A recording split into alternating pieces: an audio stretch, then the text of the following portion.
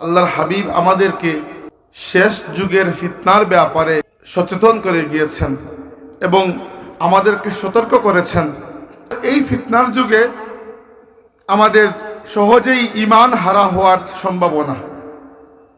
দ্বিতীয়ত, সারা পৃথিবী জুড়ে মুসলমানদের বিরুদ্ধে অনবরত চলমান কিছু ষড়যন্ত্র এবং বিশ্বজুড়ে মুসলমানদের এই দুর্দশার মুখে আমরা আজকে যে এই মাহফিলে শরিক হয়েছি, এটি অনেক বড় ভাগ্যের বিষয়। নইলে পৃথিবী জুড়ে মুসলমানদের হাহাকার যেন দিনে দিনে বাড়ছে। আমরা প্রাকৃতিক দুর্যোগ বলি অথবা শত্রুদের হাতে মুসলমানদের নির্যাতন নিপীড়ন শিকার হওয়া বলি। কিছুদিন আগে আমরা দেখলাম আমাদের ভ্রাতৃপ্রীতম দুটি রাষ্ট্র তুর্কি এবং সিরিয়াতে 7.9 ম্যাগনিটিউডের ভয়ঙ্কর ভূমিকম্প, এবং এখন পর্যন্ত শহীদের সংখ্যা প্রায় 30,000-এর মতো হয়ে গেছে। আল্লাহ তাবারাকা ওয়া তাআলা তাদেরকে শাহাদাতের দরজায় ফায়েজ করুন, আমরা বলি আমিন।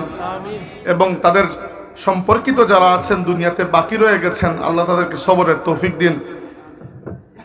এছাড়া দুনিয়ার দিকে দিকে যখন আমরা তাকিয়ে দেখি, কুরআনের আয়াত মনে পড়ে। আল্লাহ তাবারাকা ওয়া তাআলা আমাদেরকে বলেছিলেন, লাতাজিদান্না আশাদ্দান নাসি আদাওয়াতাল লিল্লাযিনা আমানুল ইয়াহুদা ওয়াল্লাযিনা আশরাকু।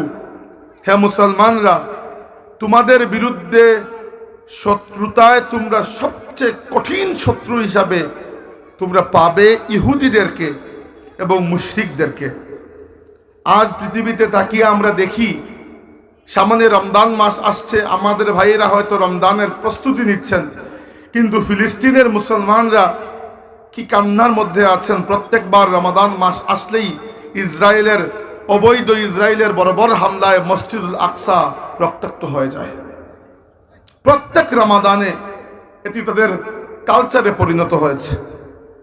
আমরা দেখি আমাদের পার্শ্ববর্তী দেশ ভারতেও আস্তে আস্তে উগ্র হিন্দুত্ববাদ এরকম একটা মাথাচাড়া দিয়ে উঠেছে, জায়গায় জায়গায় মুসলমানদেরকে এমনভাবে নির্যাতিত নিপীড়িত করা হচ্ছে এবং সব দিক থেকে দমিয়ে রাখার একটা নিকৃষ্ট পায়তারা আমরা লক্ষ্য করছি।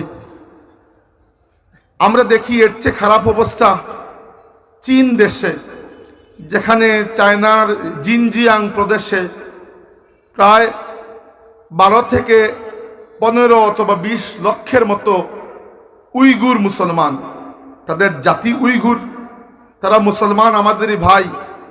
চীন তাদেরকে মানবেতর একটি কনসেন্ট্রেশন ক্যাম্পের মধ্যে ঢুকিয়ে রেখেছে এবং রি-এডুকেশন বা পুনর্শিক্ষিত করার নামে এদের মুসলমানিত্বকে সম্পূর্ণ খতম করে এদেরকে চাইনিজ বানাতে চাচ্ছে।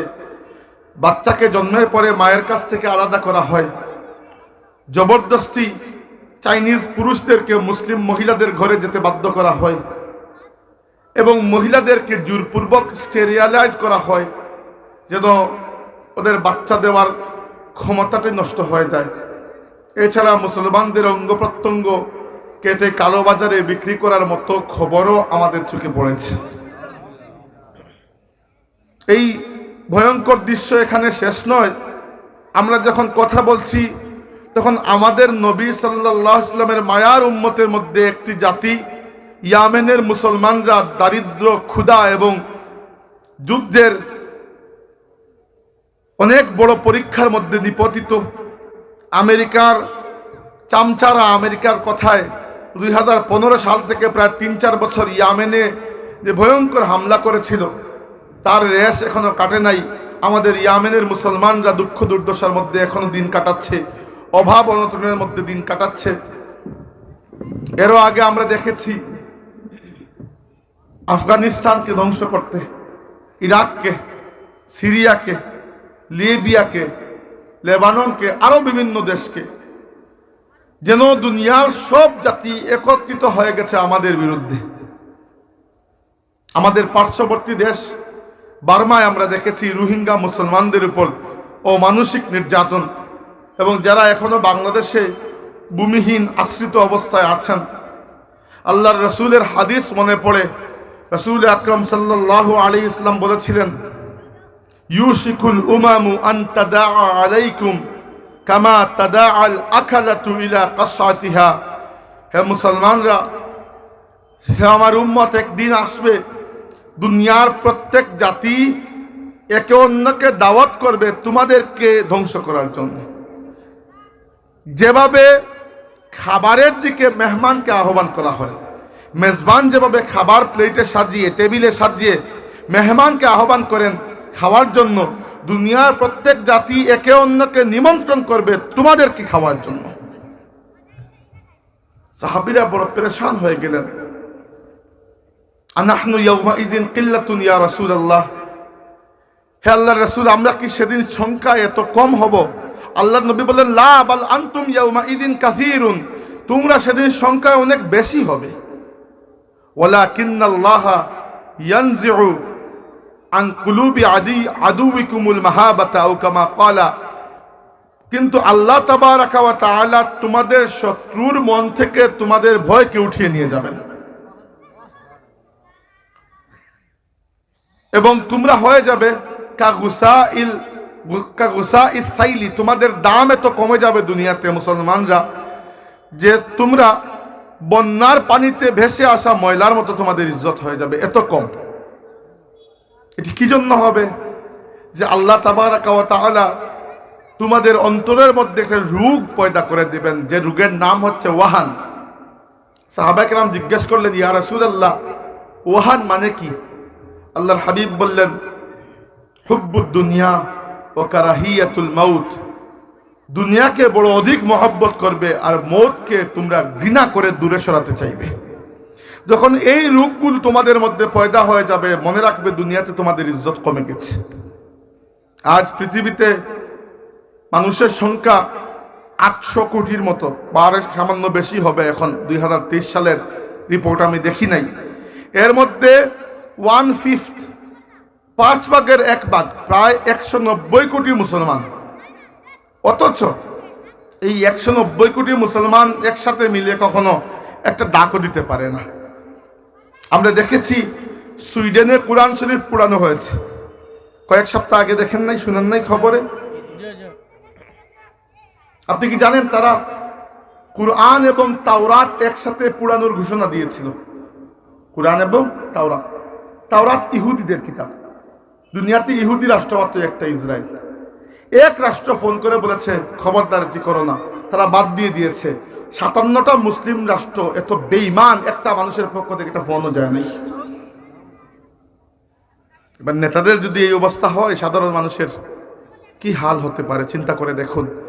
এবার এই সব কিছু হচ্ছে প্রকাশ্য, এটা আমার বলার উদ্দেশ্য নয়, ভূমিকা হিসাবে বলছি। প্রকাশ্য যুদ্ধ বিগ্রহ চোখের সামনে দেখা যায়, প্রকাশ্য শত্রুকে চিনা যায়, তাই না? এমন কিছু এজেন্ডা দুনিয়া জুড়ে চলতেছে যেগুলো অপ্রকাশ্য মুসলমানদের বিরুদ্ধে, সেগুলো সম্পর্কে খুব কম মানুষ জানেন। যেহেতু আমার এসব খুঁজাখুঁজির অভ্যাস, যেহেতু আমার বিষয় হচ্ছে এইগুলা, এই জন্য আমি খুঁজে পেতে এগুলা বের করি। আমি কখনো কোনো মাহফিলে বলি নাই, আজকে জীবনের প্রথম বলতেছি। আমেরিকার একটা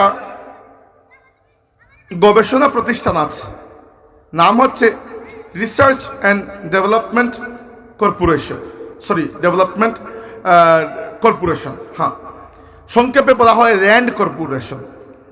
এই র্যান্ড কর্পোরেশন আমেরিকার সবচেয়ে দামি এবং সবচেয়ে নির্ভরযোগ্য, তাদের জন্য সবচেয়ে নির্ভরযোগ্য চিন্তাশীল ব্যক্তিদের একটা সংগঠন। এরা যখন চিন্তা করে কিছু বের করে, আমেরিকান সরকার এটিকে গ্রহণ করে এবং এদের পরামর্শ অনুযায়ী পলিসি তৈরি করে। কত গুরুত্বপূর্ণ বুঝতে পারছেন? তারা 2003 সালে একটা রিপোর্ট বের করেছে, 2007 সালে আরেকটা, আর 2013 সালে আরেকটা, ইংরেজিতে। 2000 এই রিপোর্টগুলো 1-2 পাতার নয়, এক একটা রিপোর্ট 250-300 পৃষ্ঠা। আমি 2003 এবং 2007-এর রিপোর্ট পড়েছি। 13 রিপোর্টটা পুরোপুরি পড়া হয় নাই, কারণ ওইটা একটু অর্থনৈতিক বিষয়। প্রথম 2টা রিপোর্ট যেগুলো, সেগুলোতে তারা আমেরিকান সরকারকে পরামর্শ দিয়েছে যে মুসলমানদেরকে কিভাবে ডিল করতে হবে ভবিষ্যতে। সেই রিপোর্টের মধ্যে আমি রিপোর্টের ভাষা আপনাদেরকে পড়ে শোনাচ্ছি না, কারণ এগুলা খুব একাডেমিক ভাষা, একটু কঠিন, বুঝবেনও না। আর তারা এমনভাবে লিখেছে যে খুব বুদ্ধিমান মানুষ না হলে সেগুলো পড়ে আসল উদ্দেশ্যটা বের করা যায় না। এবার আমি আপনাদেরকে সংক্ষেপে বলছি বোঝানোর জন্য। র্যান্ড কর্পোরেশন মুসলমানদেরকে প্রধানত 4 ভাগে ভাগ করেছে। তারা আমাদেরকে 4 ভাগে ভাগ করেছে, যে দুনিয়াতে মুসলমানরা 4 প্রকার। এক ভাগের নাম দিয়েছে তারা ফান্ডামেন্টালিস্ট, আরেক ভাগের নাম দিয়েছে ট্রেডিশনালিস্ট, আরেক ভাগের নাম দিয়েছে মডার্নিস্ট, আরেক ভাগের নাম দিয়েছে সেকুলারিস্ট। ট্রেডিশনালিস্ট কারা? ট্রেডিশনালিস্ট দুঃখিত, প্রথমে ফান্ডামেন্টালিস্ট। ফান্ডামেন্টালিস্ট কারা? ফান্ডামেন্টালিস্ট হচ্ছেন সেই সকল মুসলমানরা যারা ইসলামকে কেবল একটি ধর্ম নয়, বরং একটি পরিপূর্ণ জীবন ব্যবস্থা, অর্থাৎ আল্লাহর মনোনীত একমাত্র জীবন ব্যবস্থা মনে করেন, এবং নিজের জীবনের প্রত্যেকটি জায়গায়, সেটি ব্যক্তিগত হোক, পারিবারিক হোক, সামাজিক সাংস্কৃতিক হোক, অর্থ ব্যবস্থা হোক, বিচার আইন ব্যবস্থা হোক, রাষ্ট্র ব্যবস্থা হোক, প্রত্যেকটি জায়গায় যারা আল্লাহর হুকুমকে বাস্তবায়ন করতে চান, এদেরকে তারা নাম দিয়েছে ফান্ডামেন্টালিস্ট। ট্রেডিশনালিস্ট 2 নম্বর। ট্রেডিশনালিস্ট কারা? তারা বলেছে ট্রেডিশনালিস্ট হচ্ছেন তারা যারা সাধারণ আলিম উলামা ইমাম খতিব মসজিদ মাদ্রাসা নিয়ে আছেন, এরা ইলিম আখলাক আমল এদের আছে, কিন্তু এদের আধুনিক বিশ্ব সম্পর্কে একটু ধারণা নাই। তো এরা তাদের পুরানা কিতাবাদি নিয়ে আছেন, এদের মধ্যে ইলিম আমল আখলাক আছে, জুস জজবা একটু কম। আর আগের যারা, এদের জুস জজবা একটু বেশি। 3 নম্বর তারা যে ভাগ করেছে সেটা হচ্ছে মডার্নিস্ট, মানে আধুনিকবাদী। এরা কারা? এদেরকে তারা বলেছে তারা যারা আমাদের পছন্দ অনুযায়ী ইসলামকে নতুন করে সাজাতে চায়। আমেরিকা যে ইসলামকে পছন্দ করে সেই রকম ইসলাম যারা, মোহাম্মদ সাল্লাল্লাহু আলাইহি ওয়াসাল্লাম যে ইসলাম নিয়ে এসেছেন ওইটা স্বীকার না করে নয়া ইসলাম যারা বানাতে চায়, এরা হচ্ছে মডার্নিস্ট। আর 4 নম্বর সেকুলারিস্ট, যাদের ইসলাম সাথে কোনো সম্পর্কেই নাই, খালি নাম মুসলমান, কারণ বাপের নাম মুসলমান ছিল, নামাজ নাই, রোজা নাই, কিছুই নাই, ইমানই ভিতরে নাই, এরা হচ্ছেন সেকুলারিস্ট। এই 4 ভাগ মুসলমান। এরপরে তারা সিদ্ধান্ত পরামর্শ দিয়েছে যে এই 4 জনের সাথে কি ব্যবহার করতে হবে। প্রথমে যারা ফান্ডামেন্টালিস্ট, যারা ইসলামকে শুধুমাত্র আর বাকি 10টি ধর্মের মতো ধর্ম নয়, বরং একটি পরিপূর্ণ জীবন ব্যবস্থা মানে দ্বীন মনে করে, যারা ইসলামকে দ্বীন মনে করে, যারা মনে করে, বিশ্বাস করে ইন্নাদ দীনা ইনদাল্লাহিল ইসলাম, যারা চায় তার জীবনের প্রত্যেকটি ক্ষেত্রকে আল্লাহর হুকুমের তাবেদার বানাতে, যারা চায় তার রাষ্ট্র ব্যবস্থা থেকে নিয়ে, অর্থনীতি থেকে নিয়ে, তার বিচার ব্যবস্থা থেকে নিয়ে, শিক্ষা ব্যবস্থা, সমাজ ব্যবস্থা, সংস্কৃতি, এমনকি তার খাওয়া দাওয়া, পোশাক আশাক পর্যন্ত জীবনের প্রত্যেকটা ক্ষেত্রে দ্বীনকে কায়েম করতে চায়, ইসলামকে কায়েম করতে চায়, এরা ফান্ডামেন্টালিস্ট। এবং এরা তাদের মতে আমাদের প্রকাশ্য শত্রু, যে কোনোভাবে এদেরকে ধ্বংস করতে হবে, কোনো অবস্থাতেই এদেরকে মাথা তুলে দাঁড়ানো যাবে না। এবার চিন্তা করতে পারছেন কি জন্য আফগানিস্তান ধ্বংস করা হয়েছিল, কি জন্য ইরাক ধ্বংস করা হয়েছিল? 2 নম্বর তাদের পরামর্শ হচ্ছে 2 নম্বর দলের জন্য, যারা ট্রেডিশনালিস্ট, যাদের কাছে ইমান ইলিম আখলাক আছে, কিন্তু আধুনিক দুনিয়া সম্পর্কে এত ধারণা নাই। এই জন্য নিজের মাদ্রাসা, নিজের মসজিদ, নিজের খানেকায়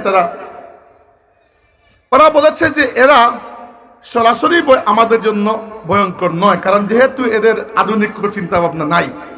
কিন্তু এরা যদি ফান্ডামেন্টালিস্টদের সাথে মিলে যায়, তাইলে 2 জনে মিলে মিশ্রণ হয়ে যাবে, আমরা আর থাকবো না। তাই এদেরকে প্রথম দল থেকে দূরে রাখতে হবে। এবং 2 নম্বর সবচেয়ে বড়, এদের মধ্যে নানান রকমের ফিরকা দল তৈরি করে ছোট ছোট ইস্যু নিয়ে এদেরকে ভাগ করে রাখতে হবে, যে সারা জিন্দগি একে অন্যের সাথে ঝগড়া করে মরে আমাদের সাথে যেন আর লাগতে না আসে। চিন্তা করতে পারেন পরিকল্পনা। 3 নম্বর দলের ব্যাপারে তারা পরামর্শ দিয়েছে, যারা আধুনিক ইসলাম বের করতে চায়, তাদের পরামর্শ হচ্ছে যে এই যে আধুনিক ইসলামের যারা কথা বলে, এদেরকে তো মানুষ মিম্বরে দাঁড় করাবে না, থাপড়াইয়া বের করে দেবে মুসলমানরা, ওয়াজের মাহফিলে নেবে না। তাহলে এদেরকে কি করবো? এদেরকে আমরা, মানে আমেরিকা, এদেরকে আমরা আমাদের টেলিভিশনে এনে মানুষকে দেখাবো, এদেরকে আমরা সুযোগ দেব যেন এরা নতুন এক ইসলাম বের করতে পারে।